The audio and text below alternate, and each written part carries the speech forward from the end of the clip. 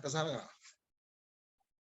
Bueno, pues muy buenas noches. El grupo de Historia del Parque Revolución les da la bienvenida y hoy tenemos con nuestra conferencista, la maestra Mónica Iturbide, el tema construcción social de la colonia obrera.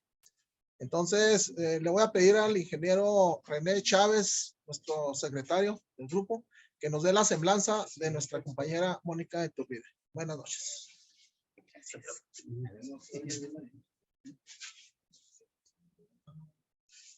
Hola, ¿qué tal? Buenas tardes. Voy aquí a leer la semblanza de nuestra compañera Mónica. Es Mónica Sofía Iturbide Robles. Ella es antropóloga social por la Universidad Autónoma de Guadalajara, cofundadora de la Escuela Nacional de Antropología e Historia de Chihuahua, hoy Escuela de Antropología e Historia del Norte de México. Ha impartido diversos cursos y pláticas sobre historia de Chihuahua, migración, indígena, rarámuri, patrimonio cultural y procuración de fondos. Cuenta con varias publicaciones sobre temas de migración tarahumara, historia y traducciones locales y la investigación antropológica y la formación profesional en el norte de México. Entonces, pues le damos la bienvenida aquí a Mónica para que nos comparte este tema interesante sobre la popular colonia obrera que está muy cercana aquí, aquí donde estamos actualmente. Sí. Muchas gracias, René. Muchas gracias, Manuel. Gracias por esperarme y gracias. Como soy muy docta en esto de las computadoras, no pude meter el sonido en mi computadora. Algo le pasó, entonces, pues gracias a que me esperaron, aquí estoy. Ay, espero no defraudar la espera, que no se arrepientan. Bueno, pues... Voy a compartir la pantalla.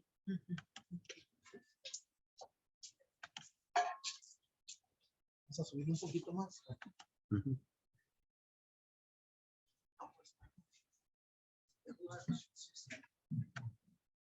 Tengo las...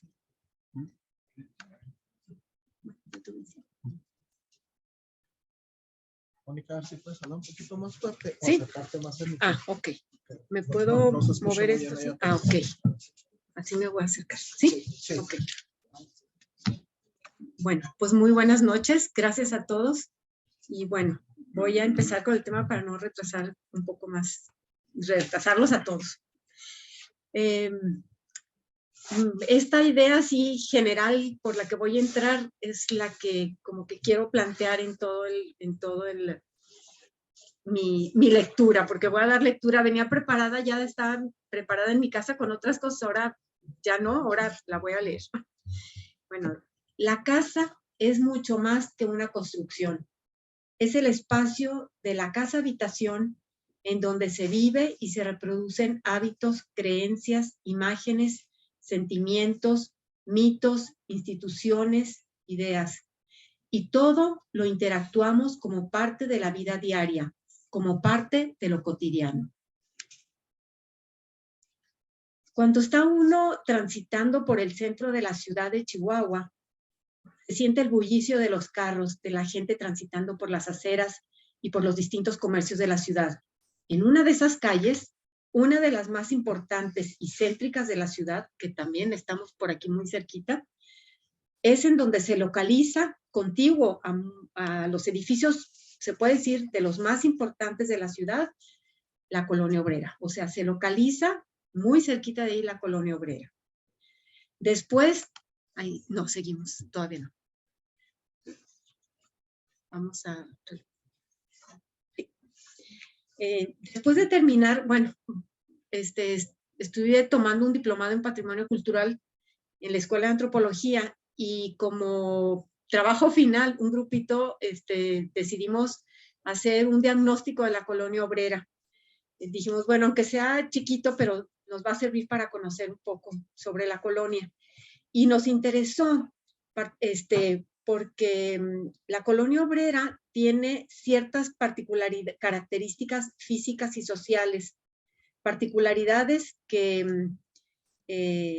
hacen tener una identidad propia.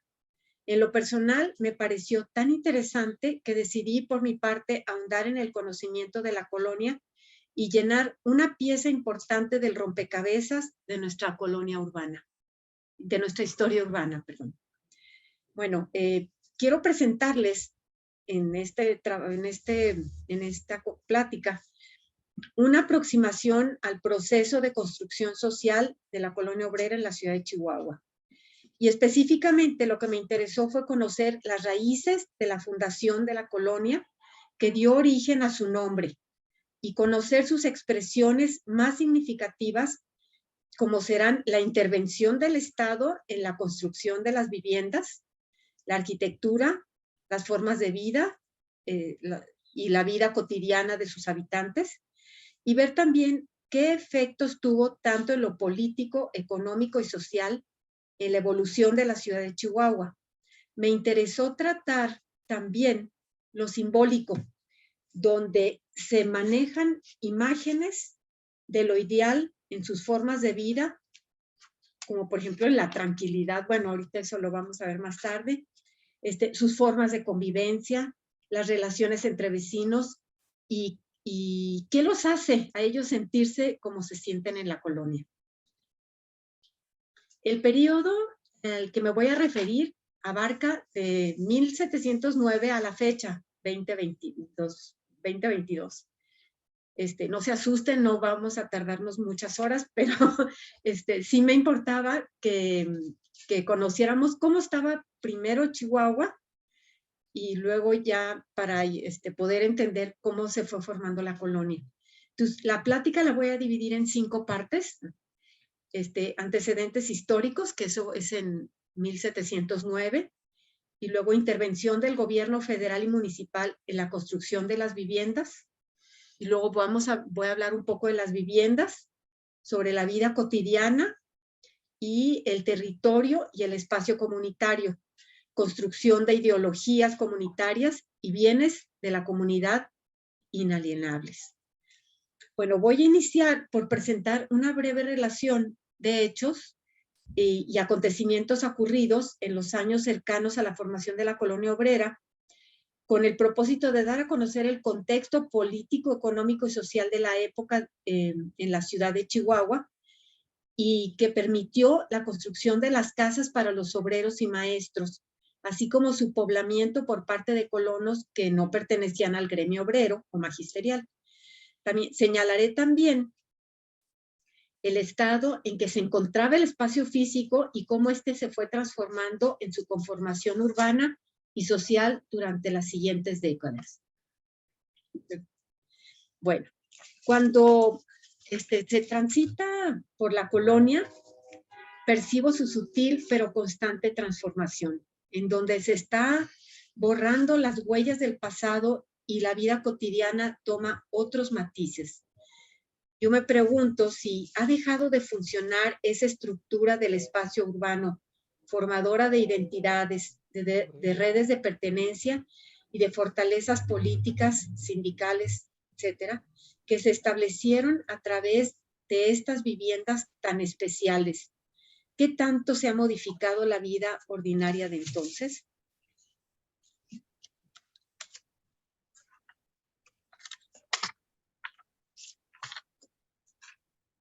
Bueno, aquí les estoy presentando un plano de San Felipe el Real, como se llamaba antes Chihuahua, de 1722. Para presentarles aquí que en las investigaciones, por ejemplo, José María Ponce de León y Guillermo Porras, encontraron que mucho antes del decreto de la fundación de Chihuahua, cuando menos desde 1705, todo el valle que rodea la ciudad de Chihuahua ya estaba fraccionado en distintas propiedades, en las que se encontraban avecindados algunos españoles, específicamente la parte de lo que hoy es la calle Gómez Morín, o sea, la calle 27, que vendría siendo, bueno, no, aquí no se alcanza a ver, pero bueno, es muy cerquita de esta calle principal, que es esta sería la 11, ¿no? hasta la confluencia del río Chubíscar, que es la parte de aquí abajo. Sí. Y ahí ya había casas.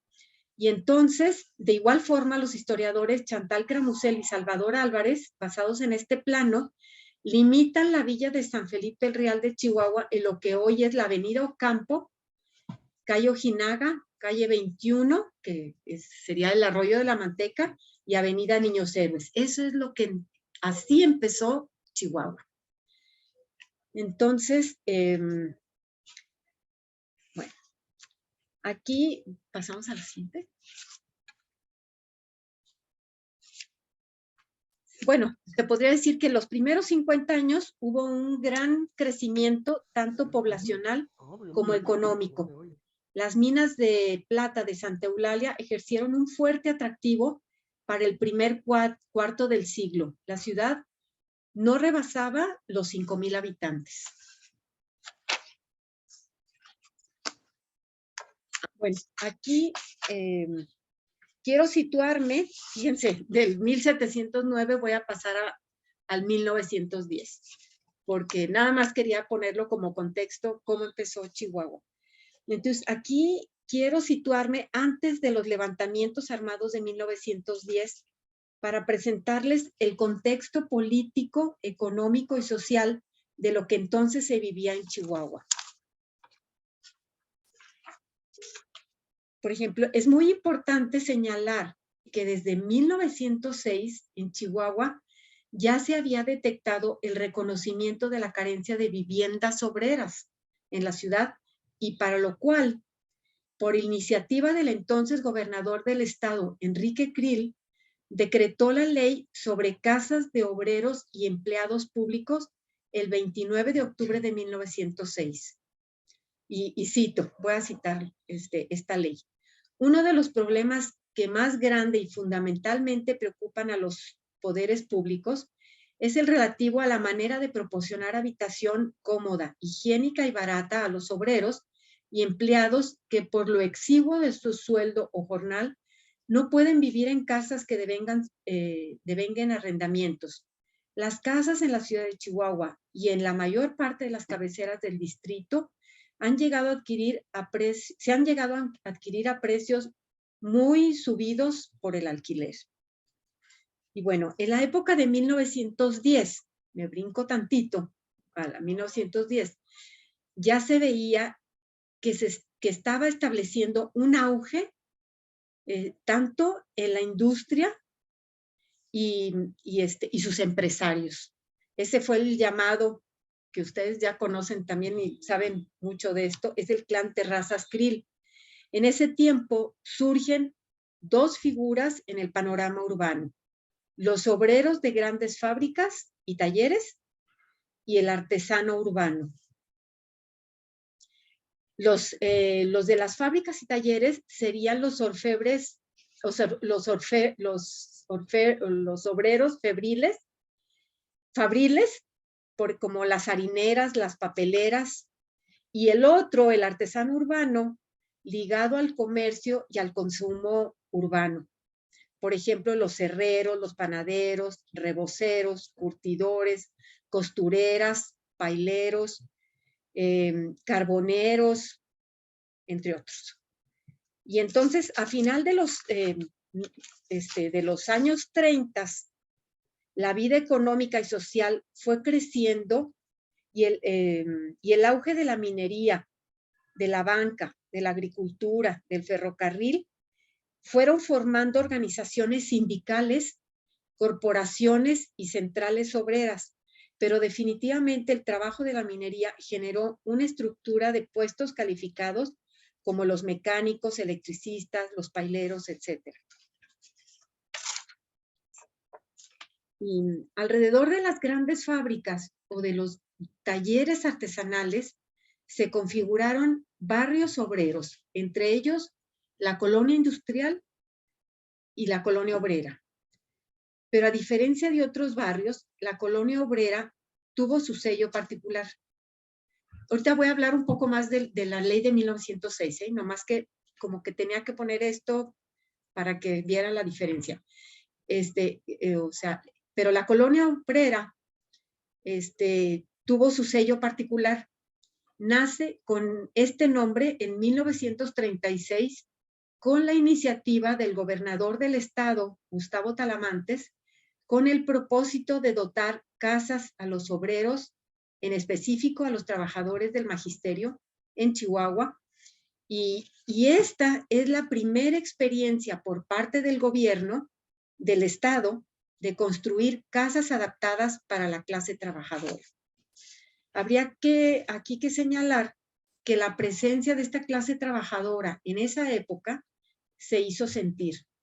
Así vemos que se fueron creando diversas formas de organización de obreros como sociedad mutualista de obreros de Chihuahua, eso fue en 1878 desde entonces, y la que se agruparon los mineros de Santa Eulalia y obreros de la ciudad de Chihuahua. Y ellos, todos los obreros divulgaban su información a través del periódico La Polaca. Bueno, nada más quería para darles este antecedente chiquitito de lo del 36 y voy a volver a la ley de 1906 para que noten la diferencia. Esta ley de 1906 sobre casas de obreros estipula que se facilitarán las condiciones a los obreros y empleados con bajos sueldos para la adquisición de una casa a través de la exención total de impuesto por 10 años.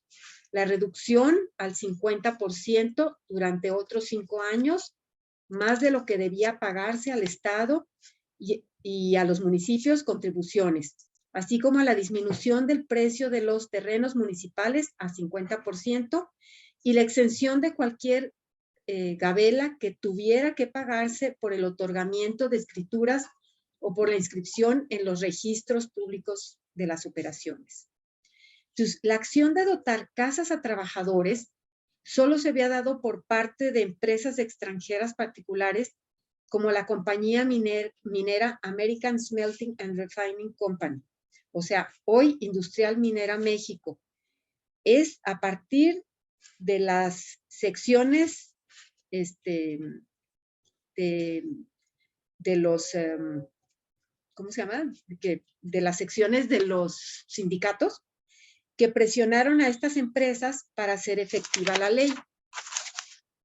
Esta colonia tuvo un uso para abuso de los trabajadores, canchas de fútbol, rebote, béisbol, cine, plaza con kiosco, escuelas, entre otras cosas interesantes. O sea, y la Zarco, o sea, es esta compañía minera, fue la compañía de explotación minera y de fundición más grande de México a partir de 1900 hasta 1940. En 1997 cerró operaciones en forma definitiva. Perdón. Esta es la ley de 1906, nada más para que viéramos la diferencia entre la ley de 1906 con la ley de 1936. También en estos años se pretendieron hacer efectivas las estipulaciones del artículo 123 constitucional, donde se indicaba que las empresas debían también proveer escuelas, viviendas, cooperativas de consumo, hospitales y clínicas. Sin embargo, esta disposición se hace efectiva hasta 1972 con la creación del Infonavit.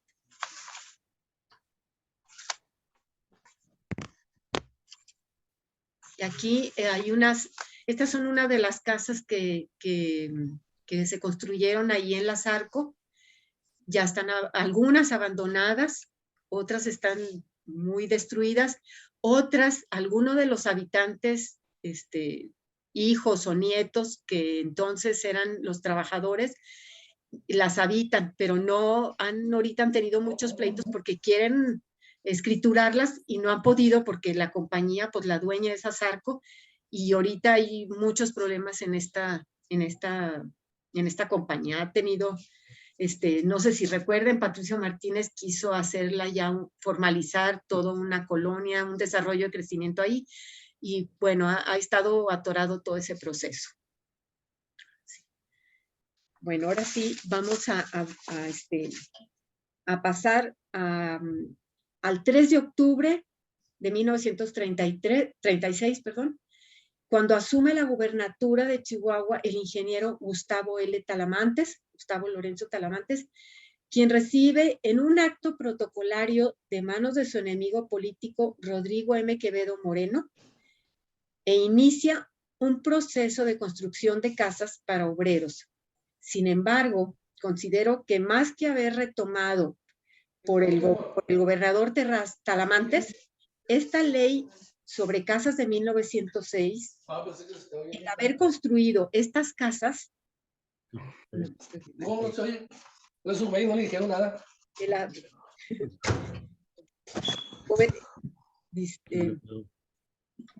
pasó? No, bueno, ahí le seguimos. Ábrelo y elimínalo. O hay que decirles que... Sí, Alfredo Salazar. Alfredo, Cera. Apaga el micrófono, por favor. Ya, listo. Listo. Inicia el proceso de construcción de casas para obreros. Sin embargo, considero que más que haber retomado por el gobernador Talamantes esa ley sobre 1906 para los obreros, el haber construido las casas en 1937, porque esa es cuando empieza esa fecha la construcción de las casas, obedeció a la concordancia de una política tanto nacional como estatal, en donde a través del proyecto de nación que tenía el entonces presidente Lázaro Cárdenas de buscar mejores condiciones para los obreros, para los trabajadores, empieza la formación de agrupaciones y sindicatos de obreros integrados al partido oficial de entonces, pero que ejercen presión para que sus demandas sean escuchadas. La colonia obrera se puede decir que fue el primer proyecto de vivienda para trabajadores auspiciada por el gobierno del estado de Chihuahua. Por ejemplo, aquí hay que mencionar que en la Ciudad de México la cuestión de la vivienda de los trabajadores empezó a aparecer en la agenda nacional como un asunto de Estado en 1932, en los últimos años del Maximato. Aquí vemos la foto del gobernador Gustavo Talamantes. Y aquí quiero mencionar que Pedro Gómez Santillón, que a lo mejor ustedes lo conocen muy bien, en sus crónicas chihuahuenses nos comenta que el nombramiento del gobernador Talamantes fue para los estudiantes chihuahuenses del ala izquierda en el Distrito Federal un aplastante triunfo de las fuerzas progresistas contra la reacción local, la cual, según ellos, había perdido un refugio para su ideología y métodos aplicados todavía en otras entidades federativas. Entonces, los futuros profesionistas proponían al nuevo gobernador la vigilancia de la legislación laboral y el establecimiento de salarios mínimos profesionales, protección a la unidad obrera, reparto agrario, debida recaudación de impuesto minero, e inicia en el mes siguiente de la toma de posesión la remoción de presidentes, de presidentes municipales, en donde destaca el de Ciudad Juárez, enclave de los parientes del general Quevedo, provocándose con ello una serie de fricciones. Este grupo y los nuevos gobernantes eran enemigos acérrimos, Talamantes y Quevedo. Bueno, la correlación de fuerzas de los dos grupos antagónicos se daba en todos lados. Lo mismo surgían conflictos con los partidos y políticos nacionales y locales que apoyaban a uno y a otro bando, con las organizaciones que representaban a los agraristas, burócratas, ferrocarrileros, mineros, obreros y el magisterio. Entonces, derivado de estos conflictos, el gobierno inicia una serie de alianzas con el gobierno federal, siendo presidente el general Lázaro Cárdenas. Y en el ámbito local, con los dirigentes de las diferentes uniones y sindicatos, tratando de contener la presión ejercida en todos los foros por el grupo de quevedistas resentidos por la pérdida de posiciones y canonjías. Esto surtió sus efectos dentro de la Federación Revolucionaria de Obreros y Campesinos de Chihuahua a principios de 1937. Pues el 11 de este mes quedó integrado el Frente Popular de Obreros y Campesinos de Chihuahua. Ya desde 1890, los mineros lograron salarios, servicios médicos y cooperativas de consumo nunca obtenidos. Veremos más adelante que los mineros tuvieron mejor capacidad económica que algunos maestros para la adquisición de las casas de la colonia obrera. Bueno, Talamantes mantuvo, a pesar de estar los pleitos con Quevedo, mantuvo igual que Quevedo a unos 50 el salario mínimo general en 39 de los 67 municipios. Una de las acciones de acercamiento con obreros y maestros se da mediante la expedición del decreto número 58 de fecha 30 de abril del 37 y publicado en el periódico oficial número 20 del 15 de mayo del mismo año, en el que se convoca a los obreros sindicalizados y profesorado perteneciente a las uniones magisteriales instruidas dentro del Estado para que de acuerdo con el reglamento respectivo hagan proposiciones para la adquisición de las casas construidas por el gobierno del Estado. Y entonces se decide que éstas se construirán en el barrio de San Nicolás. El antiguo barrio de San Nicolás cambia de nombre por el de Colonia Obrera.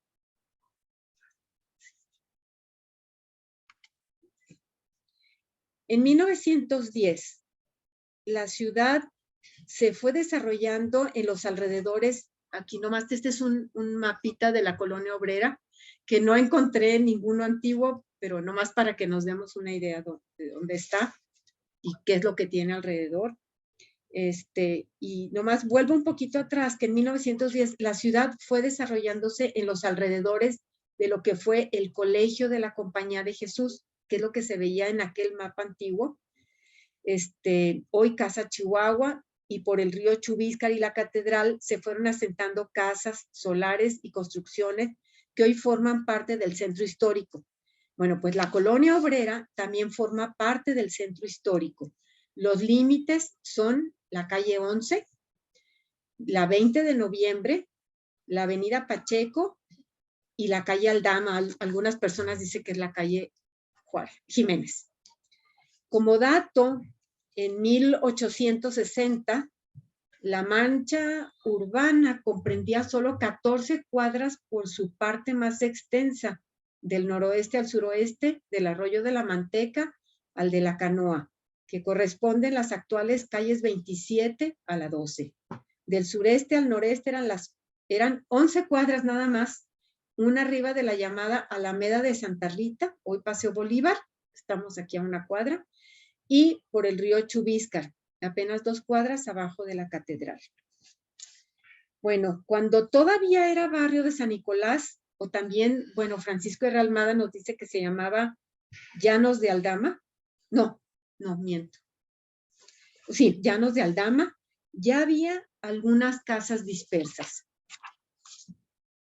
Los terrenos pertenecían a particulares quienes previas reclamación lograron ser compensados con otros terrenos o el pago en efectivo, porque pues los quitaron de plano.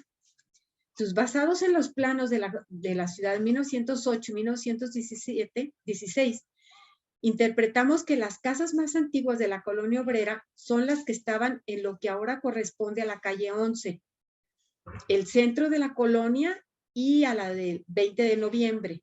Y hasta cierto punto es lógico siguiendo el crecimiento natural de la ciudad, dado que los terrenos que estaban de la calle 11 hacia el poniente colindan con lo que ahora con lo que es el Palacio de Gobierno, la Plaza de Armas, la Catedral, etcétera, que fueron los primeros sitios de ocupación de la ciudad. Y alrededor de estos sitios tendió a distribuirse el espacio ligados a un manejo de distribución de los recursos locales, la mano de obra, el agua o los insumos para el consumo inmediato. Pero esto no significa que en otros puntos de lo que ahora es la colonia no hubiera edificaciones. Las había, pero en forma aislada unas de otras. Las casas, por ejemplo, las calles eran de terracería y en épocas de lluvia era un desastre las calles. Bajaba el agua de los cerros que estaban contiguos a la colonia y era intransitable caminar por ahí por los lodazales que se hacían. De las construcciones que se podían apreciar en lo que hoy forma parte de la colonia, pero que ya estaban cuando se iniciaron estas casas para obreros, eran la Casa de Beneficencia, que se construyó en 1873. Esta estaba en lo que después se construyó en el Teatro de los Héroes. Digo, sí, en el Teatro de los Héroes, que ahora ocupa el edificio Héroes de la Reforma. También ahí estaba el Hospital Civil Porfirio Díaz. Este se empezó a construir en 1894.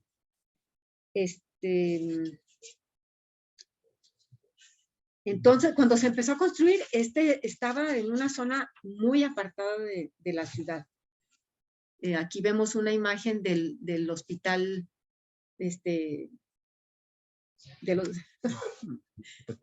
Hospital Porfirio Díaz, sí. Hospital Central.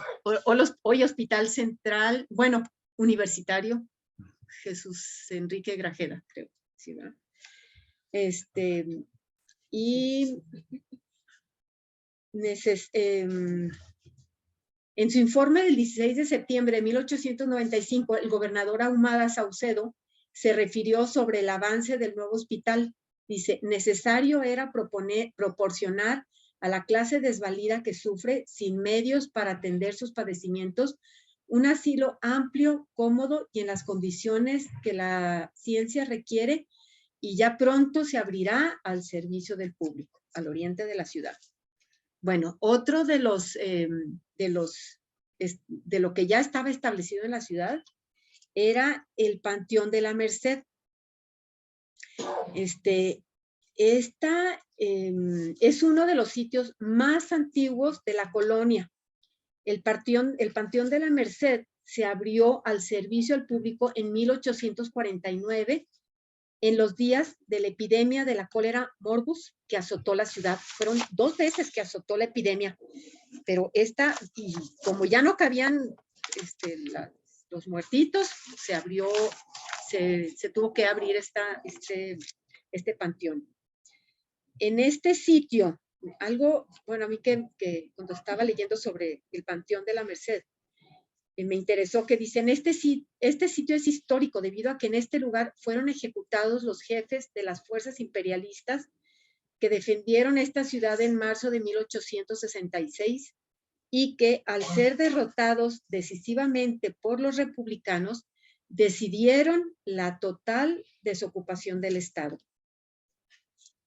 Bueno, el Panteón de la Merced, que hoy es el Parque Urueta. Aquí está una foto del Parque Urueta actual. No encontré una foto antigua, pero cuando platicaba con las personas, con las gentes de la colonia, me decían que era un parque muy bonito, que estaba lleno de árboles, un parque que estaba lleno de enredaderas.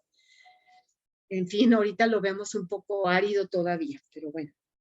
El Panteón de la Merced fue clausurado en 1925, aunque la fosa común para las clases pobres siguió funcionando.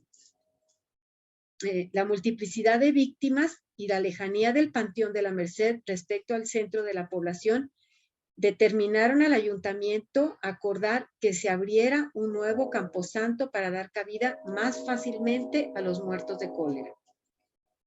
Bueno, pasamos a la siguiente.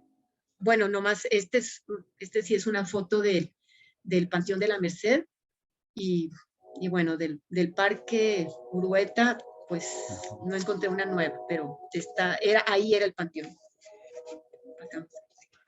Bueno, en 1895 se avanzaba en la construcción, ya también en estos espacios, pues, que ya eran parte de la colonia antes de que se fundara de que se empezaran las casas, se avanzaba en la construcción de la escuela industrial para señoritas.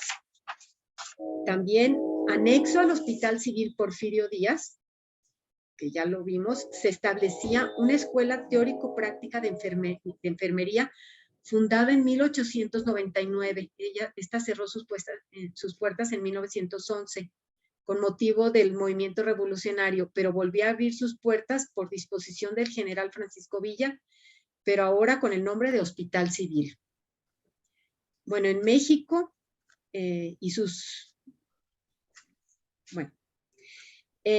también ahí estaba ya establecida la Escuela Praxedis Guerrero, fundada el 7 de enero de 1911, en épocas de la Revolución Mexicana, y estaba ubicada en una finca de la calle Rosales, en el número 2302.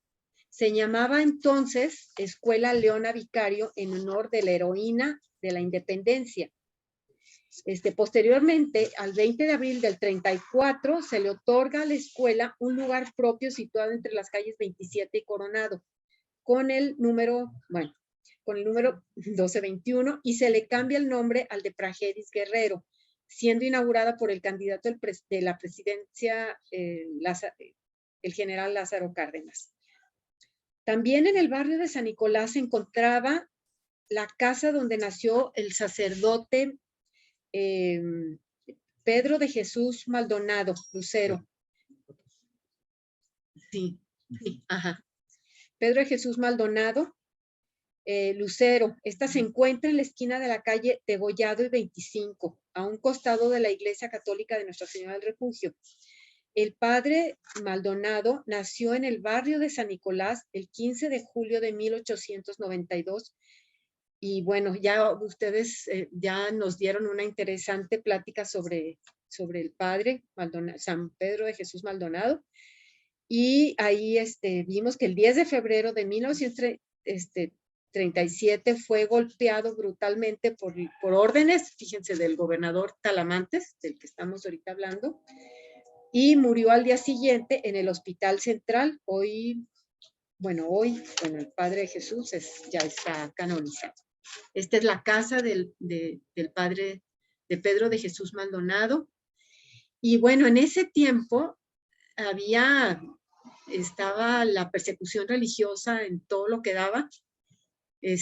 No podía haber sacerdotes, también eso yo creo que lo vieron en esa plática. Pero cuando matan a Pedro de Jesús Maldonado, hubo una protesta que fueron miles de gentes por el asesinato del santo sacerdote y la libertad para la fe en Chihuahua, porque no podía haber sacerdotes y todos los sacerdotes los habían corrido y se habían ido al Paso. Algunos, como el padre Maldonado, se quedó aquí, otros se vestían de campesinos para poder impartir las misas. Y aquí viene, bueno, nomás era un mundo de gente, y eso como que sembró al gobierno, porque vieron que había mucha gente que estaba, pues, que seguía siendo católica y que no los iban a detener. Bueno, así pasamos. Bueno, aquí esta es la convocatoria para la construcción de las casas para los obreros.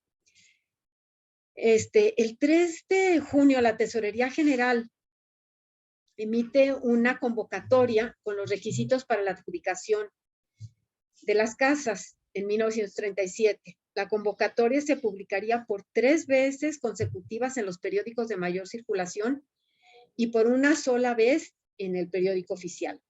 Se recibirían proposiciones hasta el día 5 de abril, el 5 del mes de julio del mismo año. En esa misma se define claramente la ubicación de las viviendas en las manzanas comprendidas en las calles Avenida 20 de Noviembre, calle Ignacio Ramírez, calle 25 y calle Donato Guerra, comprendiéndose 13 casas y 9 solares, con lo que oficialmente se inicia la actual colonia obrera. Entonces, territorialmente, estas casas pertenecen a una pequeña parte de lo que forma la colonia obrera, mismas que dieron origen al nombre y a otras características del poblamiento del espacio. De este trabajo no solo se va a concentrar en la gente que habitó estos espacios, sino en todo el resto de la colonia. Entonces, por ser un documento importante, porque esto es para conocer el origen de la colonia obrera, yo lo transcribí textualmente y ya puse un poco de resumen en estas gráficas. Pero bueno, aquí decía que tenían derecho a hacer proposiciones los obreros que pertenecieran a un sindicato obrero debidamente registrado y que no reciban sueldos mayores a 300 pesos mensuales. También los profesores, miembros de las uniones magisteriales que hayan prestado sus servicios por más de 5 años. Además de las condiciones anteriores, los interesados deberán, bueno, que sean mexicanos, que sean jefes de familia, mayores de 18 años, no por ser fincas urbanas, en fin. Entonces, también las construcciones de la presente se encuentran ubicadas en las manzanas comprendidas, bueno, en la avenida 20 de noviembre, calle Ignacio Ramírez, calle 25 y calle Donato Guerra. Bueno, y comprenden las primeras 13 casas y 9 solares. Aquí vamos a ver que la mayoría de las casas, tenían alrededor de 350 metros cuadrados. Había 2 tipos de casas, la tipo A y la tipo B. La tipo A era un poquito más grande, la tipo B un poquito más chica. La tipo A costaba 3,000, la más chica 2,500, y los solares, que eran chiquitos, costaban 481 pesos.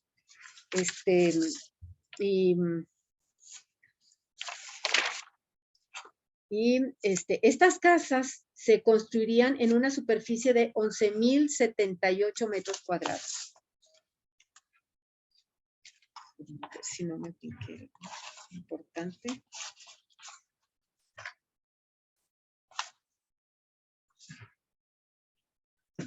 No, entonces, bueno, aquí las casas, esto lo saqué del primer informe que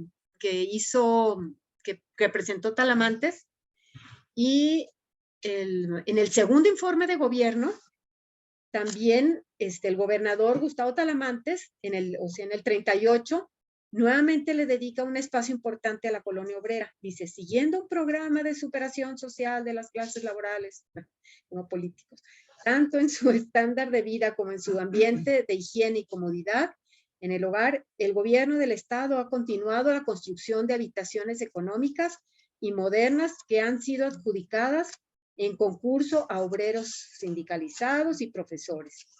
Bueno, en ese segundo año hizo 30 casas más.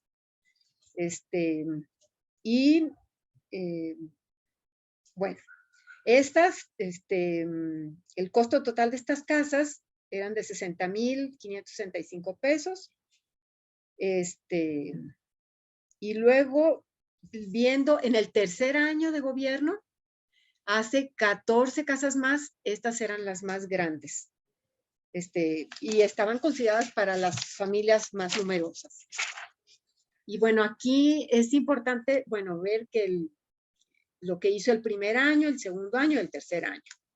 Y entonces estas casas se pagarían en 220 mensualidades, o sea, en 20 años, tratándose de casas, y en 36 mensualidades, o sea, en 3 años, tratándose de solares. Sobre cantidades insolutas, se pagará un interés del 3 al 6% anual según el caso. Las características más notables de la construcción de estas casas son su sencillez y comodidad en la distribución, llenando de comodidades y servicios de la morada moderna, ligeras pero sólidas en su construcción. Aquí yo quiero resaltar que les pusieron excusados, que no, ahí señala en el informe que eran de las pocas que ya tenían excusados las casas. Y otra cosa interesante de estas casas es que no tenían sala. tenían puros comedores, porque dice que toda la relación, las relaciones familiares y sociales y todo se hace en las cocinas y en los comedores. Entonces estas casas no contaban con salas, pero sí tenían comedor. Bueno, pues en toda esa zona pues fue cambiando el entorno físico, la colonia se fue mejorando y ya las calles que la circundan ya empieza un proyecto de pavimentación. Y entonces, cuando comenzaron a edificar las casas, las calles estaban trazadas, y el gobierno dotó de agua y drenaje a las calles y acondicionó y urbanizó las calles que circundaban la colonia, porque como señala en su primer informe de gobierno, se encontraban en pésimas condiciones, eso dijo Talamantes. Y a mí me gustó aquí poner unas voces de los colonos, de lo que hablaban, cómo hablaban de este entorno de entonces. Dice, cuando llegamos a la colonia en 1938, había una casa aquí, otra a lo lejos. Recuerdo que todavía estaba el panteón, o sea, el cementerio el Panteón de la Merced, que se clausuró en el 26, en el actual, y que estaba en el actual Parque Jesús Urueta, que estaba bardeado con una barda bajita de cantera. Bueno, se acuerdan perfectamente que había una pila, que había pescaditos que llevaban a los niños a ver a los pescados, en fin. Este parque también se le llamó el Parque de las Calaveras. Eso fue también de una información de Francisco R. Almada, pues casi por nada, ¿verdad? Que ahí había un montón de... Sí. Y también por ahí, en la calle Jiménez y 23, hoy Constitución, era la zona de tolerancia. Por esta razón, al principio hubo renuencia para vivir en esta colonia. Entonces, decían los señores, porque ¿cómo que las casas junto al panteón o a la zona de tolerancia? O sea, como que eran dos cosas que no... Sí. Entonces, cuando empezó a poblarse la colonia, quitaron la zona de tolerancia.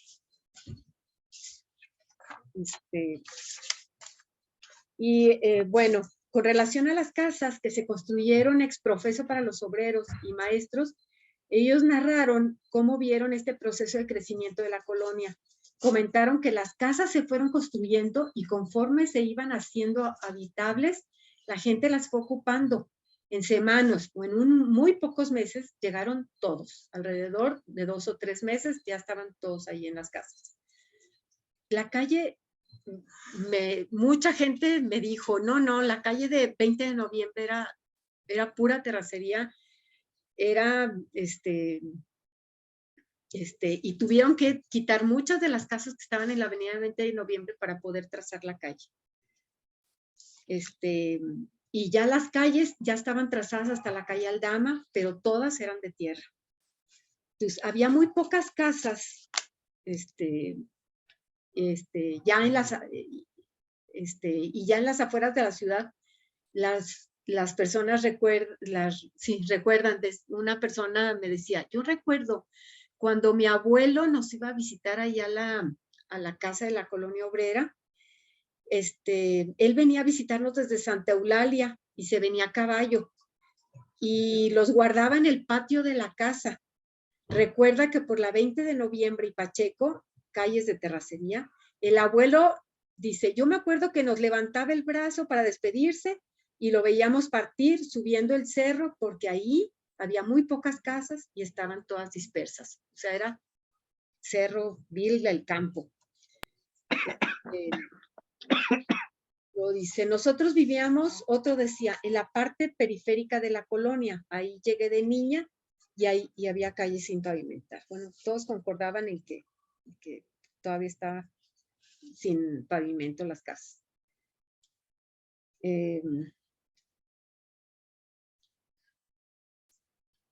Bueno, dicen que las empezaron a pavimentar en los años 40 y 41 y que luego pues que quedaron muy mal y que las volvieron a pavimentar en los 50.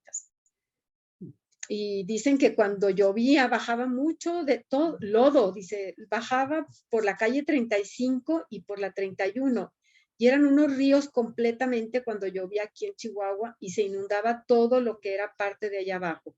Digamos, de la calle Juárez, Aldama, toda esa parte de allí se inundaba, porque no había manera de dónde sacar el agua.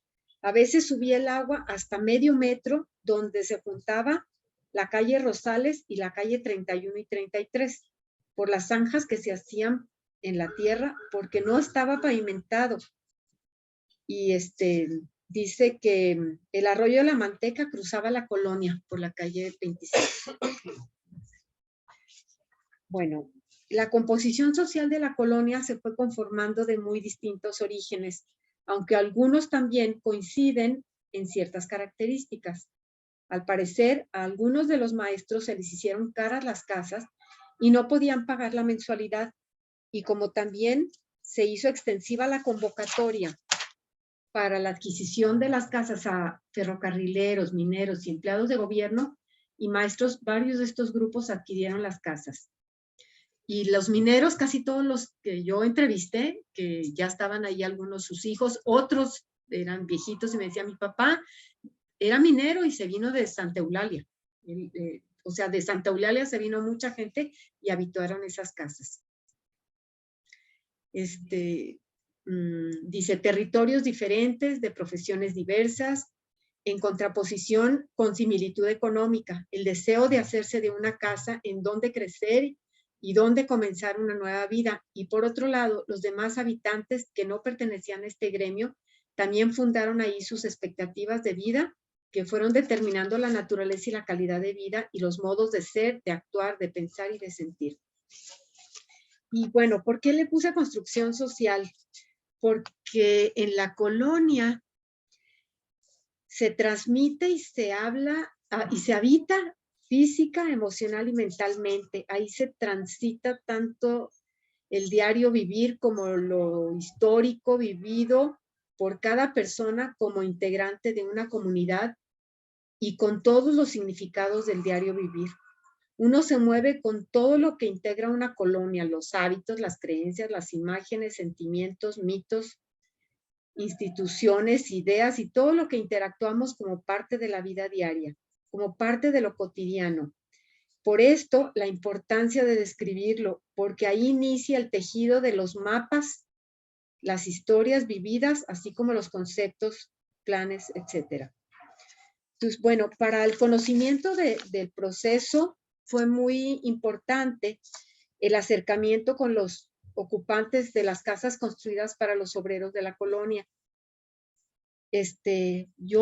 A mí me encantó haber conocido ya al único sobreviviente que era de la original de una de las casas, y fue el que me platicó que él no era ni minero, ni maestro, ni nada. Dice, yo trabajaba en el gobierno y yo quería una casa y hice circo, maroma y teatro y conseguí papeles y todo para que me dieran oportunidad, y la misma gente de ahí del Palacio de Gobierno como que me vio muy, muy interesado y me ayudó con los papeles y pude conseguir esta casa. Y es el que pude entrevistar. Fue muy interesante, tengo su plática grabada. Y otras de las casas ya no estaban los habitantes originales, pero sí estaban ocupadas por los hijos o por los nietos de los originales, de las familias originales.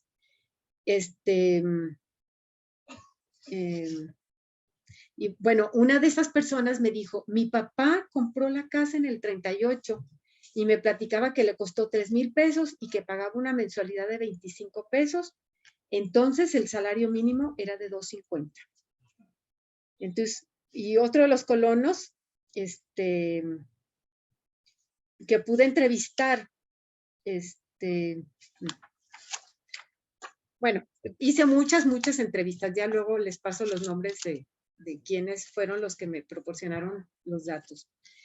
Y ahí, bueno, pero a través de esas pláticas me pude dar cuenta que no todos eran obreros, como dije, era un empleado de gobierno, había maestros, había pues de todas las profesiones, muchos, sí había mucho maestro, pero había más mineros y de la rama de la minería.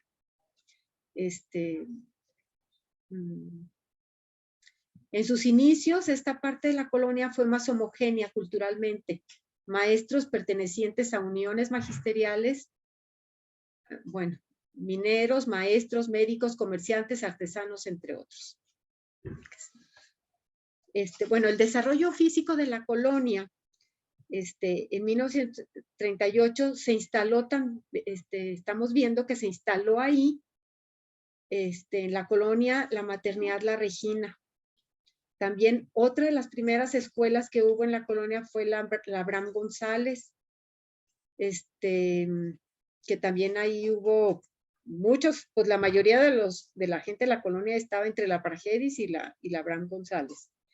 También muy interesante es que me decían que allá había baños públicos. Bueno, aquí, y aquí ya en más reciente, ya en los 50s, se fundó el carro de sitios, ¿cómo se llama? Sí, el taxi, el sitio de carros. Bueno, se fundó en 1953 entre las calles 23 y Jiménez, y hoy se encuentra en la calle 25 a un costado del Parque Urueta. Y esto es interesante, que ha durado tanto, y yo decía, ¿por qué tanto? Y la gente, ¿por qué lo usa tanto? Pues resulta que no hay camiones adentro de la colonia obrera, no entran, entonces eso también permite como que cierta tranquilidad entre los colonos. Bueno, aquí nomás para dar una idea, que en 1940 el número de chihuahuenses llegó a 624,000, pero en 40 años, de 1940 a 1980, la población creció 2 veces más, nomás como dato. Bueno, ya voy a pasar a los años 50, porque la colonia seguía creciendo. Ya por los años 50, los espacios se fueron ocupando y se les fue dando distintos usos. La sociedad que se iba estableciendo iba definiendo sus características particulares. Ya la colonia obrera ya no era un barrio de la periferia, ya no era sitio periférico. Hacia el oriente, donde en un principio era cerro, es decir, más al oriente de la colonia, en ese lugar, se había formado el barrio de Londres. Y cuando yo platicaba con la gente, decía que tenían unos pleitos enormes, que eran entre la colonia obrera y el barrio de Londres. Hasta los muchachos jóvenes se agarraban a pedradas entre la calle que los dividía. Pero bueno, eso dice, eso ya quedó en el pasado, ahora los ya adultos nos somos amigos. Y también es importante mencionar que en el barrio de Londres, que está pegadito a la colonia obrera, antes, 2 cuadras arriba del barrio de Londres, también le ponían en el código postal que era colonia obrera, y siempre llegaban las cartas, para que todo llegaba, aunque fuera colonia, barrio de Londres, llegaban ahí las cartas y todo. Entonces la gente que platiqué también con ellos dice, no, yo me siento de la colonia obrera porque aunque estuve 2 cuadras y estoy en el barrio de Londres, me siento porque toda la vida me identifiqué más como colonia obrera. Bueno, algunos de los negocios que se fueron instalando nos servirán para darnos cuenta del perfil de la gente que estaba ocupando la colonia. Los negocios también nos hablan de los usos, del valor y de las necesidades que se iban presentando en la época. Y los colonos coinciden en que el nivel socioeconómico de la colonia era más bien de clase media. Y me decía una de las personas, dice, yo siempre pensé que era una colonia de clase media. Siempre me dio esa impresión. Claro que había mucha gente de clase media baja. Yo siento también que había gente con posibilidades económicas, pero yo no creo que haya habido mucha gente con mucho dinero, no. Bueno, dice, de la calle 29 hacia el centro de la ciudad, eran las que estaban pavimentadas, de la calle 29 a la 43 o hacia la Pacheco no estaban pavimentadas las calles.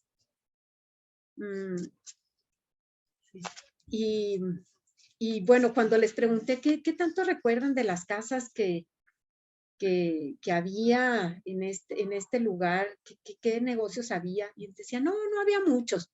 Y conforme fui platicando con ellos, me di cuenta que estaba lleno de negocios y de todo tipo. Entonces, aquí saqué más o menos una lista de lo que había entonces. Y, por ejemplo, tengo así con punto y coma cada negocio, pero se los voy a narrar para no entretenerlos mucho. Había negocios de partes usadas, negocios de iluminación, había panaderías, creo que había como 4 panaderías, había un negocio que vendía rastrojo, había carpinterías, había, ¿qué más? Había una fundición, todavía está la fundición Estrella, ustedes la deben de conocer bien. Había otra fundición, pero se quemó o la quemaron, parece ser, pero jamás volvió a levantarse. Y había algo muy importante que la gente siempre me mencionó, que había muchos bares. Entre ellos estaba la Camelia, que todavía hasta la fecha está, y decían que los bares no eran como las cantinas así de rompe y rasga, no, dice, las cantinas eran de barrio, eran muy tranquilas, eran solo para hombres. Ahí íbamos a socializar y a ponernos al corriente de temas políticos, deportivos, chistes, anécdotas, reunión de amigos y por lo general eran durante el día. Y según datos, bueno, otras investigaciones que saqué, decían que la Camelia, la mayoría de sus clientes eran profesores normalistas. Y parece ser que en sus mejores épocas logró tal prestigio que casi requería de previa reservación y se afamaba a su propietario, Victoriano Antillón, porque no obstante atender a decenas de clientes, nunca apuntaba las cuentas, memorizaba cada gasto individual y a la hora del cobro lo hacía con exactitud pitagórica envidiable. También estaba el Pepe Bar y Salón Urueta, en las calles Nicolás Bravo y Urueta. Estaba la cantina Los Arbolitos, localizada en la calle Nicolás Bravo y 23. Bueno, en fin, había varias cantinas. Del otro lado del parque había una fábrica de hielo. Bueno, ya les dije más o menos los negocios que había. Y otro que me pareció interesante es que había en la calle 35 y 37, había un cuartel de policía rural donde metían todos los caballos. Era la policía montada que andaba fuera de las ciudades, andaba en la sierra y en los ranchos. Ahí mucha gente que tenía caballos, ahí los guardaba. Había gente que vivía un poco más lejos, pero no eran de la colonia. Dice, no, eran gente de dinero, pero tenían su caballo y ahí los guardaban. Y en las mañanas se levantaban temprano para ir a montar. Tomaban la Pacheco y luego ya subían el cerro y también a veces tomaban la Juárez y acá por el Libramiento Nuevo y se iban. Pero bueno, fíjense, caballos, entonces, bueno. Otro dato importante de la colonia, y prácticamente todos los entrevistados me dijeron que era la colonia que más vecindades tenía. Y a mí me tocó conocer varias vecindades.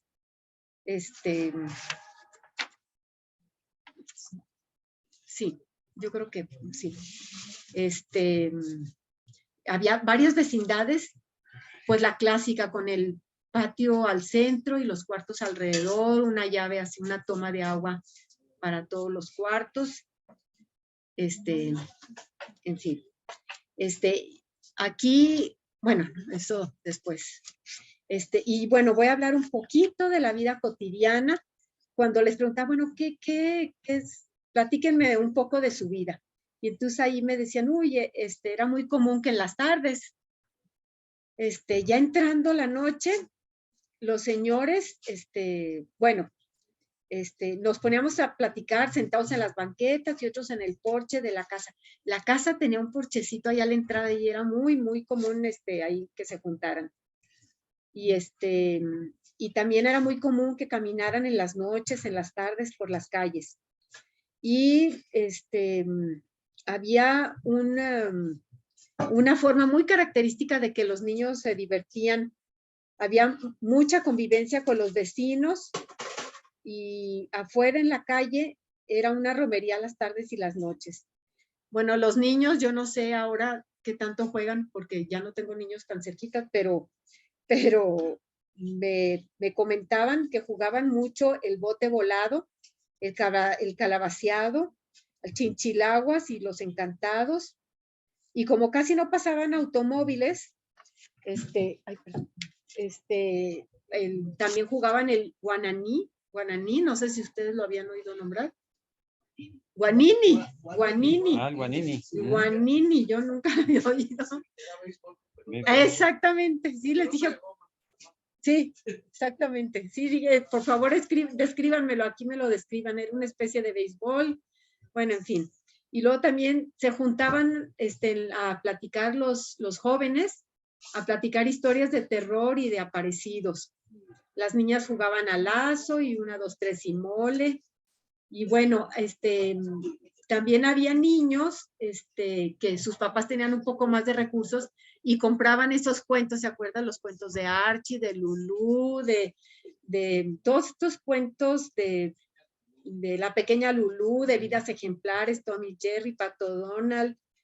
Y esos los ponían entre árbol y colgaban los cuentos y los rentaban. Entonces hacían los niños negocios y se pasaban los cuentos. Pero dicen que también había unos más prohibidos, que eran los de Lágrimas y Risas y Amor, y también Memín Pingüín, Calimán, Susi y diversas telenovelas. Y Citas de Lujo. Esas eran pero dicen que los de Archie eran los más caros y que creo que se rentaban por 10 o 20 centavos. Bueno, también jugaban a las canicas, a los hoyitos, también que les pedí que me explicaran qué eran los hoyitos. Bueno, los jóvenes ya más grandes hacían tardeadas en sus casas, ponían música y hasta ya en los 50 ponían música, el sonido y luz negra también. Pero muchas veces se dedicaron, entre ellos mismos, compañeros, amigos, a hacer para beneficencia, hacían tardeadas y las cobraban, y en las casas, y hacían sus fiestas y las cobraban. Y luego ya los adultos dicen, no, nosotros oíamos a Juan Subía a las 2 de la tarde, en la casa de mi abuelita, empezando Juan Subía, nos sentábamos a la mesa, y cuando empezó la tele, me acuerdo que había un programa que se llamaba Estrellitas del 2, y los anuncios eran, siga los 3 movimientos de Fab. Bueno, todo mundo se acordaba de muchos detalles. Remoje, exprima y tienda. Pero así me lo decían cantándola todos. Y luego, no, también estaba la hora de Javier Solís, ¿no? O sea, todo el contexto se acordaban perfecto. Dice, ¿se acuerdan del anuncio? Porque de repente nos juntábamos varios colonos ahí en alguna casa, y me decían, no, pero ¿se acuerdan del anuncio de la feria? Su almacén de confianza. Entonces, se acordaban perfecto. También se acordaban perfecto, y entre eso se platicaban las leyendas que entonces había. Decían, en la colonia obrera es muy común la leyenda de la taconuda, que dice que va caminando por las calles y suenan los tacones, y luego volteas y no ves a nadie. Y todo el mundo, sí, yo lo oí 1000 veces. Bueno, entonces esa era una de las leyendas. Otra de las leyendas muy común ahí en la obrera es la del ahorcado.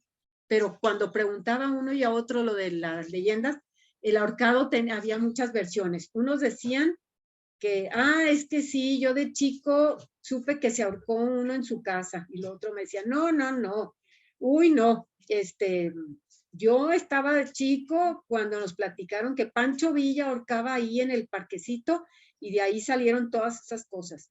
Y luego otro me decía, no, no, no, ahí en el Parque Urueta hubo un ahorcado.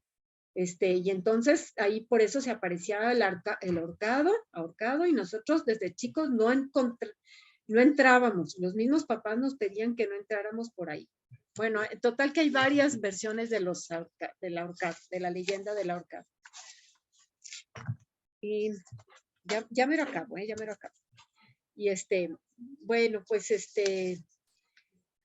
me parece que las calles son importantes. Son importantes porque son de esos puntos que tiene fuerte significación en la colonia obrera. Son sus calles porque, como lo vimos durante los primeros años de formación de la colonia, hubo una fuerte relación entre el vecino y la calle. Y bueno, las calles son escenarios que cambian según la hora. En la mañana muy tempranito están muy solas y luego viene la época de llevar a los niños a la escuela. Y luego, como ahí hay dos calles, ahí donde está el pasito, que está llena de comercios y todo, pues empieza el movimiento de los carros a ciertas horas y de gobierno también, porque está pues pegadito. Y bueno, entonces las calles cambian según la hora.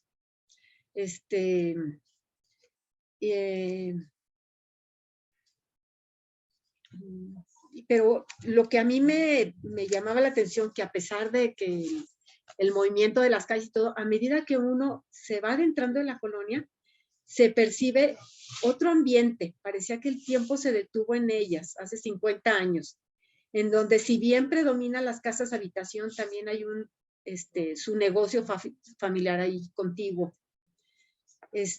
También hay mucha gente que dice, no, aquí allá más bien vive gente adulta, pero pues también yo vi gentes que ya las casas, los papás se los han dejado a los hijos y a los nietos.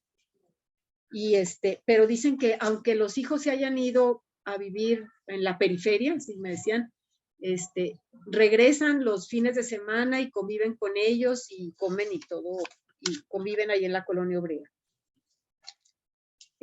Hoy creo que las formas en que surgió esta red de solidaridad vecinal basada en ese continuo convivir en las calles ya no es tan fuerte como antaño. Hoy se sigue dando la convivencia entre vecinos adultos cuando se reúnen por las tardes. Bueno, pasamos a la vivienda.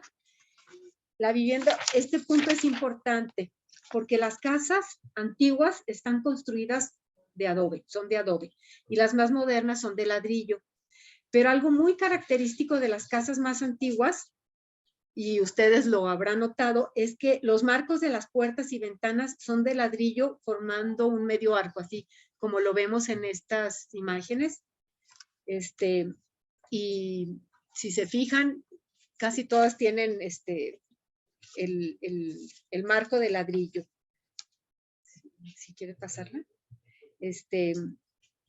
También aquí me llamó la atención porque hay algunas casas antiguas, viejas, que tienen el tipo de construcción. Vean el techo, son de esas de viga volada que son hermosísimas. También había muchos de ese tipo de casas.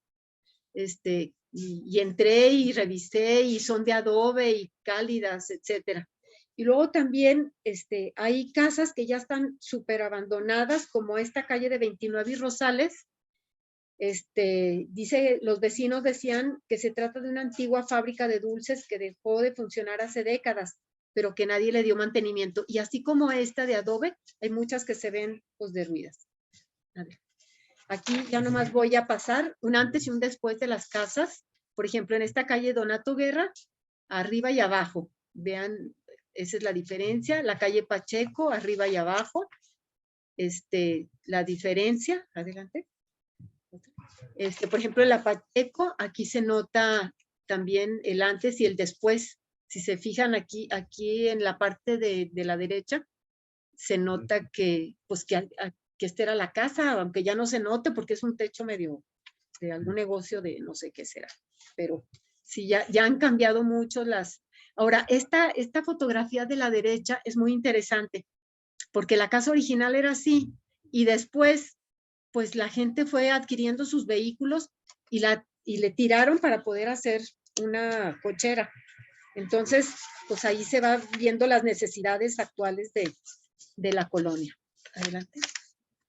Bueno, aquí ya nomás falta decir que aquí hay unas iglesias, varias iglesias. Está la iglesia católica de Nuestra Señora del Refugio, las iglesias cristianas, está el Centro Cristiano Familias Victoria, en la calle Donato Guerra, la iglesia cristiana Pastos Verdes, en la calle Joaquín Terrazas, el Templo Betel, es una iglesia metodista, la iglesia bautista El Calvario, y la capilla mormona, la iglesia de Jesucristo de los Santos de los Últimos Días. Aquí esto es algo muy interesante que sucede en las iglesias. Todas las iglesias utilizan el parque para hacer sus eventos, ya sea obras de teatro, kermés. Me tocó a mí estar en el día de la fiesta patronal de la iglesia de Nuestra Señora del Refugio, y toda la colonia era un gentío, hacen comida, venden, hacen obras de teatro, es una convivencia impresionante. Entonces el parque, creo yo que es, además de ser que hay jueguitos y todo, es algo que aglutina a la colonia. Y algo muy interesante que también me tocó ver es que también hay mercados sobre ruedas los domingos. Y estando yo platicando y entrevistando a la gente y todo, me decía, estaba yo platicando y de repente me dejaron con la palabra en la boca y ya nadie me hizo caso, y dije, va, pues, ¿qué pasó? Ya de haber un tumulto ahí en el mercado, no había nadie, y empecé a oír las campanadas de la iglesia, que estaban llamando a la misa de 12 o de no sé qué sería, y entonces me di cuenta que hay muchas cosas simbólicas que unen a la colonia, como son hasta las campanadas de la iglesia. Entonces, bueno, eso es algo interesante que sucede. Y adelante. Entonces, hoy la colonia obrera viven actualmente 1,530 personas en 514 unidades habitacionales. Se registran 422 personas por kilómetro cuadrado, con una edad promedio de 32 años, una escolaridad promedio de 11 años.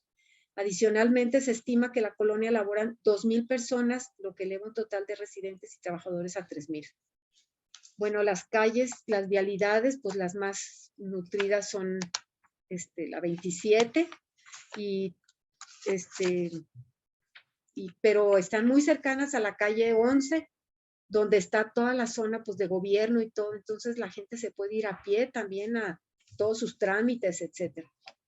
Y bueno, entonces la calle 27 y 25 ya definitivamente es casi puro uso comercial, y y las empresas, bueno, en la colonia obrera se registraron 150 establecimientos comerciales en operación, el giro muy variado, comercial, industrial y de servicios, como tapicerías, florerías, talleres mecánicos, farmacias, restaurantes, etcétera. Taquerías. Las escuelas siguen las escuelas, sigue la Abraham González, hay un jardín de niños adentro del parque, que también es muy común que usen las instalaciones del parque. Está un colegio AEDI, la Pragedis, y bueno. Y bueno, para mí esto se me hace muy importante. ¿Qué estrategias hace que los colonos permanezcan unidos? A mí se me hace que las actividades en donde haya una convivencia con los colonos es importante. Por ejemplo, el uso del parque es clave. Su mercado sobre ruedas es clave. Sus actividades deportivas igual. Su boletín. Me encantó. Tienen un boletín, que está aquí en la imagen. Es un boletín informativo y comercial. Me fascinó porque tiene de todo. Ahora sí que tiene, esta es la edición 43, es la última. Pero hablan de temas que a la gente le puede interesar. Aquí hablan de los seguros, pero también trae su parte histórica. Bueno, traen una parte de lo que sucede a diario, de que si los apagones y que la seguridad que hizo, y que cómo reclamaron a tal licenciado que coordinara quién sé qué, que el jardín, que el parque, etcétera. Y luego también esta trae anuncios y ventas de lo que ustedes quieran, digo, de lo que ustedes se anuncien, venta de menudo, de lonches, jardín aromático, hay también testimonios de un adicto, hay anuncios de todo tipo, también el evento del mes, vienen fotografías, también cumple también la parte histórica, el Panteón de Dolores, 110 años de historia, hay mucha grilla, todo lo que está sucediendo en la política, y hay parte para niños, dibujitos, y luego me encantó porque hay una parte sociales donde felicitan a los del cumpleaños, a niños, a señores, a viejitos, adultos, a de todo. Hay chistes, en fin, es una revista que me encanta. Esta tiene un tiraje de 1000 ejemplares, y bueno, tienen sus seguidores hasta en Facebook. Anuncios, aquí trabajos de jardinería, ustedes quieren poner un anuncio, aquí lo pueden poner y muchísima gente lo ve. Entonces me hace que eso hace que la gente se una más en la colonia. Ya, doy las conclusiones. Ya, prometo, ya. Bueno, las conclusiones son que la colonia obrera presenta particulares características históricas, sociales, de ubicación territorial, de estilo arquitectónico, entre otras, y que a pesar de la presencia de elementos ajenos externos, ha preservado su identidad debido a sus particulares formas de convivencia y ciertas características físicas y sociales que han generado un patrimonio que es necesario conservar. Los colonos son usuarios activos del espacio mediante sus prácticas y necesidades sociales. Ellos forman comunidad porque hay una relación e interdependencia en un mismo hábitat, porque los colonos se organizan en un hábitat común y porque también tienen una interdependencia simbólica. ¿Por qué construcción social? Porque la colonia se transita y se habita física, emocionalmente. Ahí transita tanto el diario vivir como lo histórico por cada persona como integrante de una comunidad y con todos los significados del diario vivir. Uno se mueve con todo lo que integra una colonia, hábitos, creencias, imágenes, sentimientos, mitos, instituciones, ideas y todo lo que interactuamos como parte de la vida diaria, como parte de lo cotidiano. Por esto la importancia de describirlo, porque ahí inicia el tejido de los mapas, esto ya lo había dicho, las historias vividas, así como los conceptos y los planes. Bueno, a mí me gustaría cerrar, más bien, si quieres cerrarle esta plática con la voz de muchas voces, o sea, es la conclusión de muchas voces que dice: en mi vida familiar, esta es la casa en donde nacieron todos mis hijos, mis hijas y mi mujer. Aquí vivimos, mi vida aquí. He tenido unos vecinos de oro. Las personas que han vivido en esta colonia han sido personas educadas, justas y muy tratables. Aquí no hay en esta colonia personas déspotas, personas egoístas. Todos los de la colonia, aún en los momentos actuales que no tenemos relaciones porque ya son de otro ambiente, pero con los que estamos en la misma condición económica de la clase media que vivimos aquí, la llevamos bien. Ya quedan unos cuantos de los fundadores primitivos, de los primeros que se hicieron casas como yo. Ya, listo, perdón. Bueno, aquí todas estas son las personas que entrevisté. A lo mejor conocen algunos. Y bueno, y al final, como este es un trabajo mucho más amplio, no sabía cómo resumirlo y perdón que se fue la mano, pero aquí viene todas las fuentes consultadas. Listo. Muchas gracias.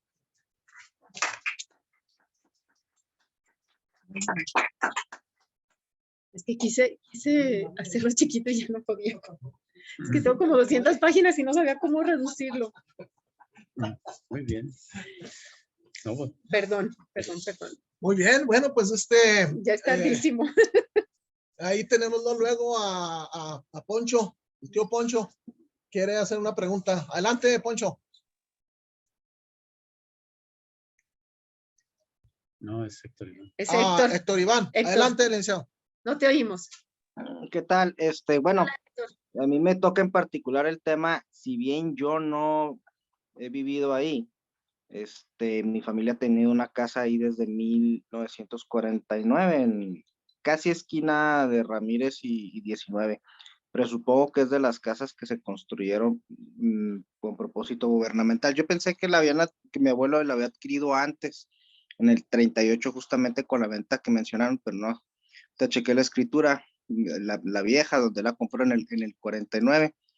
Él es del grupo de arriba de los ferrocarrileros, que usualmente los ferrocarrileros pues se iban a vivir a la colonia industrial. Y bueno, mm, una pregunta, de los entrevistados, hay una panadería que es muy icónica que no sé si le tocó checarla a La Reina, ahí en la 19. ¿Y cómo? ¿Qué tan antigua es? Y el tema, creo que el primer dueño era incluso boxeador o algo por el estilo, ¿no? Pues fíjate que tengo 4 panaderías y tengo los nombres de los dueños. Pero déjame ver. Había un Ramoncito. Ah, no, ese Ramoncito tenía una Abarrotes, que todo el mundo lo conocía. Pero las panaderías, La nacional, ¿no? la Nacional, Nacional es otra. Ujú. que estaba en la 11, sí. Pero déjame decirte, La Reina está sobre la 19. sí. Remodelada, recién remodelada. Ay, Sí. fíjate que tengo los nombres de, ya sí, me fui así nomás diciendo cada cosa, pero El sí Águila, tenía, Venustiano Carranza. pero esa, la Venustiano ya no es colonia obrera, Es 11. es 11. Pasando la 11 ya empiezas. Bueno, de este lado. Ujú. Bueno, Yo pensaba que eran incluso más antiguas las casas, yo pensaba que tenían incluso 100 años, por el tema, no sé, el típico patio, por ejemplo, la de la 19, la mía, tiene un zaguán y es algo que es más o menos común en las casas de la obrera. Yo sí, pensé que era algo que eran más antiguas por lo mismo, pero veo que se construyeron, digo, todavía no llegan a los 100, pues. sí. Pues ahí las casas originales de la obrera sí tenían un zaguán, Ujú. y, Patio y central. patios, no, estas no tenían patio, No. no tenían patio central. Pero hay las casas que sí algunas que se fueron construyendo y que había antes, sí también tenían zaguán y también tenían patio central. Tengo inclusive unos planos de algunas de las casas y sí tenían su patio central. No, Inclusive, la mía tiene patio central y ay, que zaguán. me encanta.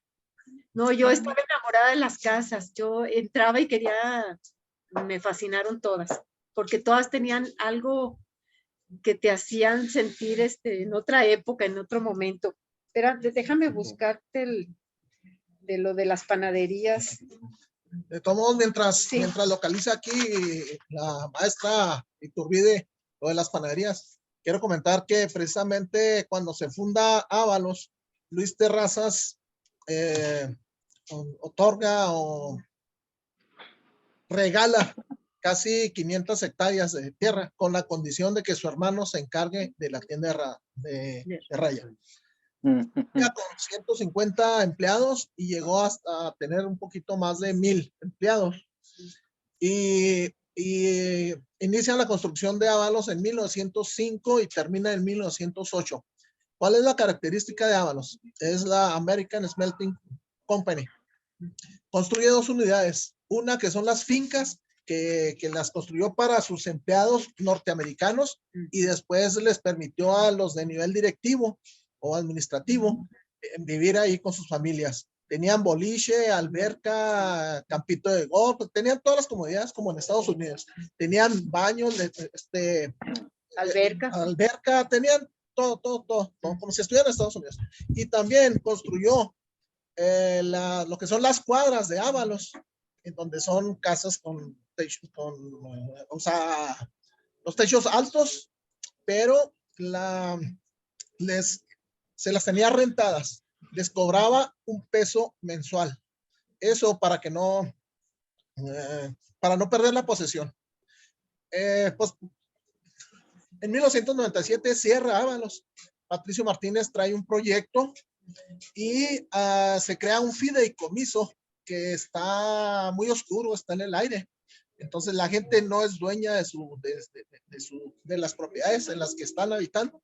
Por eso es que están sumamente limitados en cuanto a la cuestión de los servicios.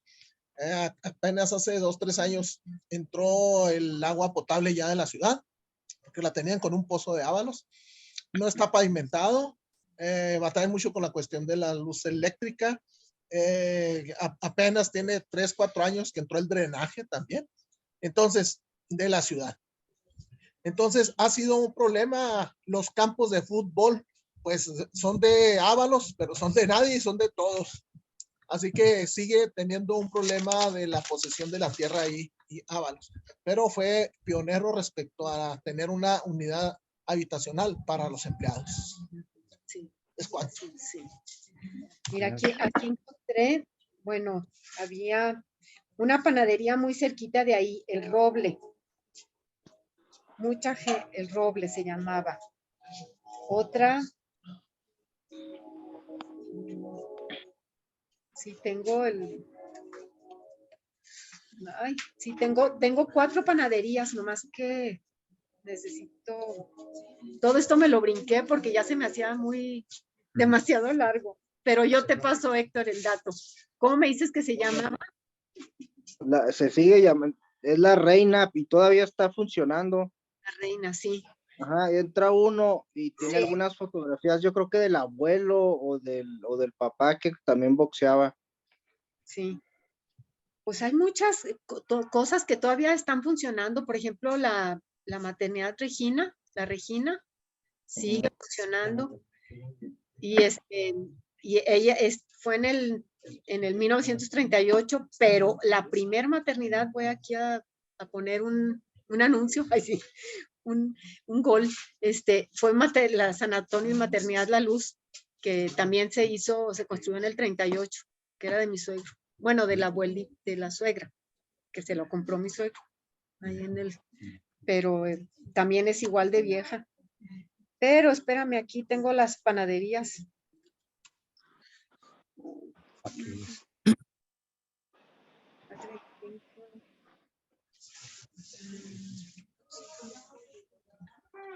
¿Así? Bueno.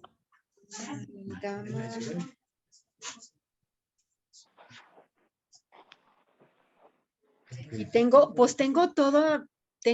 todo el registro de toda la gente que vive ahí y su giro. Todo. Son pues los 1000 y pico que viven ahí. Bueno, mientras tanto, Ricardo, ¿tienes una pregunta? Sí, claro que sí. Hola, Ricardo. Hola, ¿cómo estás, Mónica? Muy interesante. Oye, una pregunta muy difícil porque cuando ellos empiezan a adquirir esas propiedades, no hay nada básicamente en cuanto a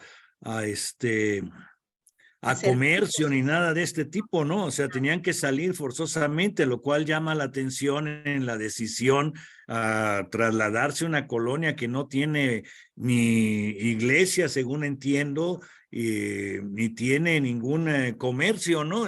¿Qué te reporta la gente en cuanto a esos primeros años que deben haber sido muy interesantes?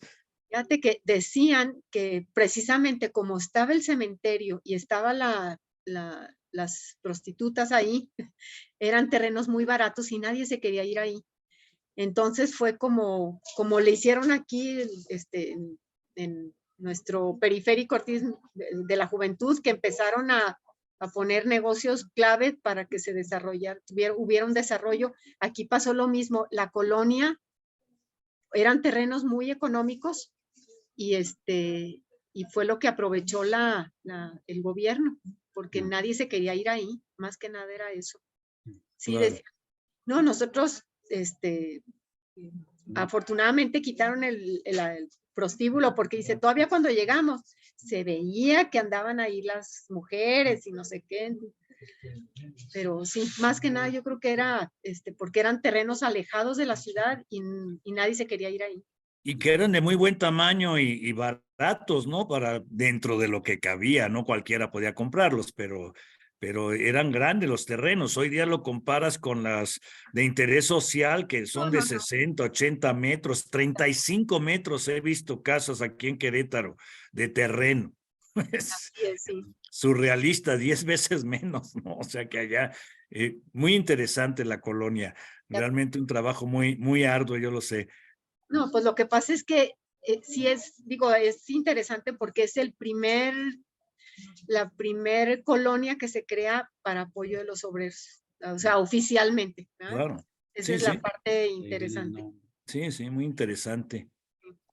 Te falta mucho todavía, pero Sí, es muy interesante. Gracias. Otra Felicidades.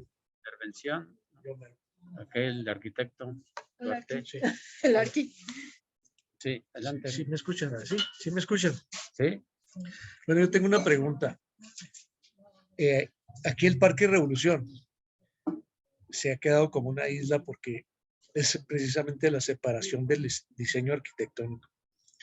La casa donde yo vivo es del 43 y le llaman californiano tardío, que es todo lo que es la parte de lo que eran los ricos de Chihuahua. De aquí del parque hacia el Cerro Coronel, ya es lo que la gente, aunque no sea colonia obrera, la conocen como colonia obrera. O sea, prácticamente empieza con el parque en la tercera. ¿Me explico? Y luego si nos vamos hacia el sur tenemos la colonia Santa Rosa. Y luego hacia el norte tenemos lo que es centro. Entonces el Parque Revolución, toda esta zona se queda como una isla que prácticamente se queda y se le ha dado 31,000, que es centro. Sí. Cuando realmente hay muchas casas que son realmente obreras. Sí. Entendámonos como eso. El otro asunto es que cuando nos enfrentamos a Duarte, que se quiso llevar la capilla de Pancho Villa, alguien nos presentó ese boletín del que tú hablabas y estuvimos a punto de promover hacer un boletín. Inclusive hicimos 2 números de historias sobre lo que sucedía en la colonia y ya el asunto no progresó, pero era la idea fusilarse la idea que ellos manejan allá en la obrera. Teníamos la idea de hacerlo aquí para el parque. El otro asunto es que la diferencia de tipo de construcción de donde yo vivo, que es tercera, es ladrillo doble capuchino. Si nos vamos hacia el Cerro Coronel, ya todas las casas antiguas que había eran de adobe. Entonces tenía un estilo completamente diferente, que es la casa con la ventana vertical, con adornos de cantera o de ladrillo. Y de aquí de la casa de la tercera hacia el oeste, diríamos, ya todas las casas son doble capuchino de ladrillo, blancas con vivos rojos, que es prácticamente lo que llamamos Colonia Cuauhtémoc.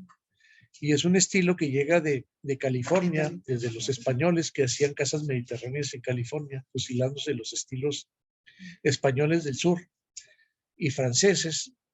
Y ya con el tiempo, cuando se hace Hollywood y empiezan a hacer la riqueza, ese estilo baja de California y llega a Chihuahua, influencia mucho. Hay unas colonias aquí en Torreón, y parte de lo que es algunas partes de Polanco tienen ese estilo también. Llega hasta allá el estilo. Fue un estilo tan fuerte que influyó en la gente de dinero en el norte, en el norte de México de una manera muy fuerte. Y llegó hasta Polanco, como les digo. Entonces, diríamos que es una isla desde el punto de vista económico. Y la colonia obrera, pues es un parteaguas. Se ve claramente la diferencia de viviendas de lo que es de la tercera hacia el Cerro Coronel y de la tercera hacia el oeste. Totalmente diferente las casas. Cuando vengan, pues empiecen la tercera. Mi casa está en la tercera y Mariano Irigoyen. Las casas son completamente diferentes, absolutamente diferentes. Y como les digo, pues el parque se queda. Yo recordando la panadería La Reina, yo pasé por allí hace unas 5 horas. Acaban de remodelar el interior de la panadería, que está ya muy fea. Mi mamá nos compraba pan ahí. Comprábamos los tamales ahí en la Venustiano Carranza. Me acuerdo de la señora que vendía en un bote. Me acuerdo de la miniatura, que era muy chiquita. Chiquita, ¿verdad? se llama miniatura, sí, porque estaba chiquita. Sí. Ahí estaba la panadería El Águila, ahí sí, enseguida.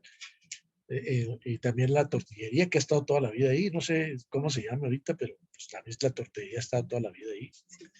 Todos esos negocios, yo recuerdo también, por ejemplo, el atrio que tenía la iglesia de la Sagrada Familia. Pero con el gobernador Oscar Sí, Flores. sí le dio, no, fue poquito antes de Oscar Flores, porque yo me acuerdo que era una tripa la calle 11, que después le cambian a Venustiano Carranza, y la hacen con la anchura que tiene ahorita, pero antes era una tripa la calle, mal hecha.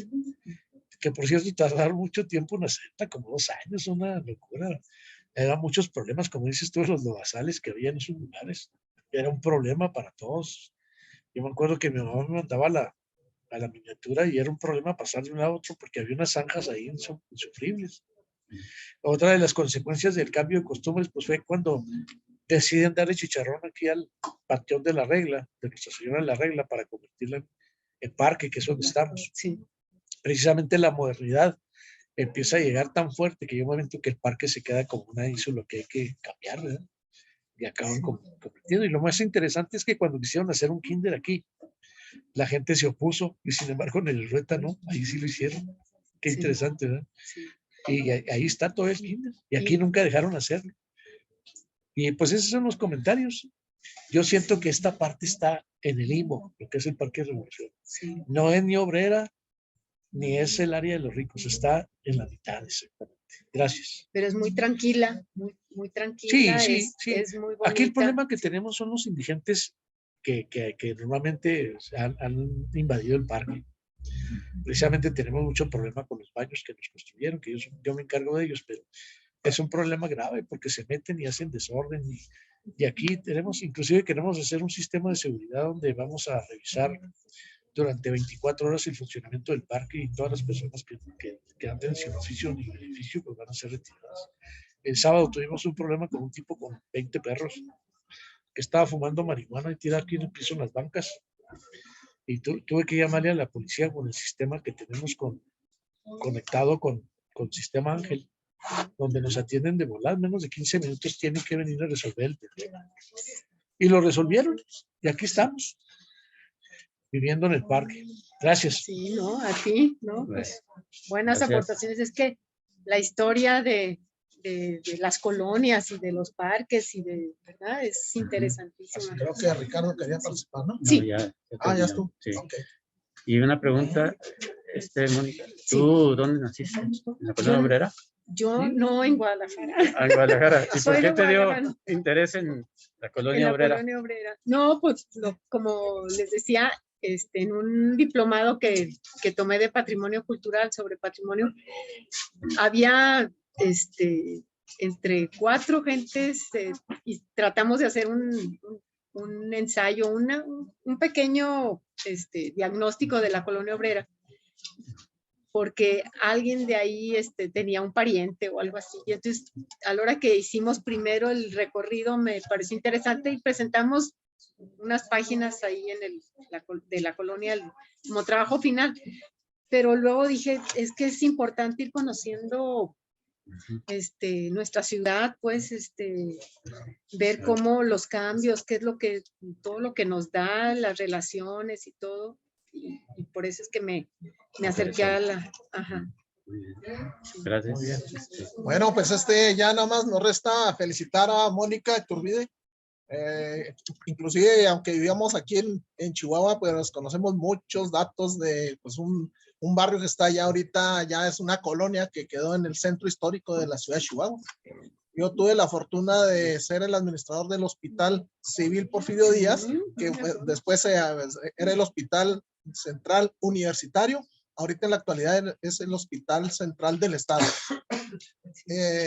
Ahí también hay leyendas, hay muchas leyendas. Sí, pero estaba a lo lejos, vino Porfirio Díaz y dicen que lo inauguró, pero realmente no se acercó. Decía Miguel Anguiano, Carlos, nuestro amigo, dice, no, pasó, ya dijo, ya está inaugurado. Bueno, pasó ahí en la comitiva. Entonces, hay mucha historia, tiene mucha historia. Y luego ahí en ese hospital se hizo, bueno, el grupo de la escuela de enfermería y fue la primer escuela de enfermería que hubo en el país. La primera escuela, porque no había escuelas de enfermería. Y Fíjate, esto por lo trajo una persona que se pida Holt, y fue ahí en el hospital. bueno, bien. creo que podríamos seguir platicando mucho sobre este tema. No sé, René, ¿quieres decir algo? No, ya. Ok. Bueno, pues aprovechamos para despedirnos. Felicitar a Mónica y seguimos en contacto. Por ahí les avisamos de la posada a ver quién se anima para dar una vuelta. Oye, Un abrazo fuerte. Pues, Gracias, Mónica. Felicidades a todos. Gracias. gracias Nos vemos a la todos. próxima. Besos. Sí. Bye.